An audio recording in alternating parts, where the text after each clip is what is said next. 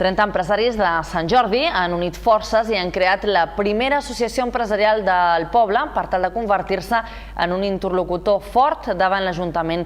Reconeixen que de vegades la comunicació amb el consistori no és senzilla i que els agradaria ser més partícips en les activitats que es fan al municipi. Un total de 30 empresaris de la zona de Sant Jordi i Can Bellutera s'han constituït avui com a associació empresarial. L'objectiu és tenir més força davant l'Ajuntament i poder ser més participatius en algunes accions que es fan al municipi. Una idea que ara, com a empreses particulars, de vegades els hi és difícil. Nuestras propuestas o nuestros objetivos pues es principalmente ser interlocutores con el ayuntamiento, que está en San José, un poco lejos de aquí, y a veces la comunicación podría ser mejor.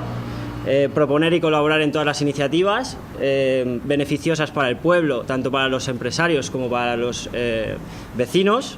Però lluny de pretendre ser oposició de l'Ajuntament, els empresaris han remarcat que la seva intenció és constructiva i que volen servir de suport al consistori a l'hora de negociar amb altres institucions.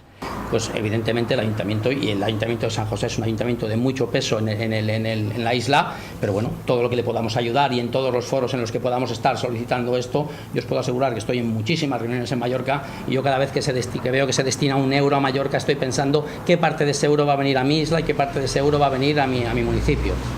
La prova d'aquest missatge de suport mutu és que la primera tinent d'alcalde, Paquita Ribas, ha volgut estar en la presentació en societat d'aquesta associació depenent de la PIMEF.